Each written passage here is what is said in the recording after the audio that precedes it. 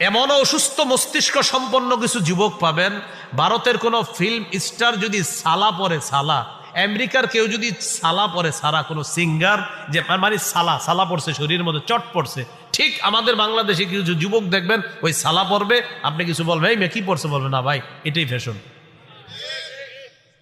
কি বলবে? এটাই না। আপনি বুঝেন না যে পশ্চিমারা ছেঁড়া প্যান্ট পরে, এখন এটাই ফ্যাশন, এবং আপনার এটা বানায় নিছে অলরেডি, এটা আপনার মাথায় ঢুকিয়ে দিয়েছে যে হ্যাঁ আসলে এটাই ফ্যাশন। আপনি চিন্তা করছেন, এটা কিন্তু অলরেডি আপনার মস্তিষ্কে বসায় দিচ্ছে যে এটাই ফ্যাশন, ছেঁড়া প্যান্ট পরবা এটাই ফ্যাশন।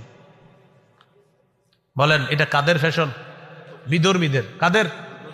হ্যাঁ, বিধর্মীদের পোশাক। নবীজি বলছেন ফালা তালবাসহা, এটা পরবা না, খোলো এটা। 6 নাম্বার, 8-60 খাটো পাতলা পোশাক, শরীরের সাথে লেগে থাকে একদম পাতলা এরকম পোশাক। নবীজির একজন সাহাবী নাম জমরা ইবনে সালাবা, একদিন তিনি নবীজির কাছে আসছে। আলাইহি হুল্লাতানি মিন হুলালিল ইয়ামান, ইয়ামানি 2 জোড়া কাপড় তার শরীরে আছে।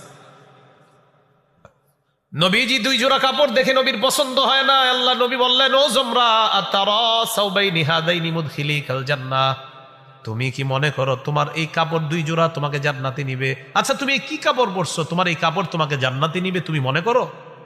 সাহাবী বুঝতে পারছে নবী তো রাগ করছে।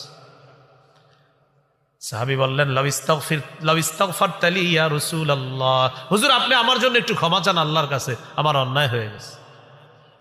লা আকুদু হাত্তা আনজিআহুমা আন্নি, হুজুর ওয়াদা করলাম আমি এই পোশাক 2টা না খুলে আমি মাটিতে বসবো না।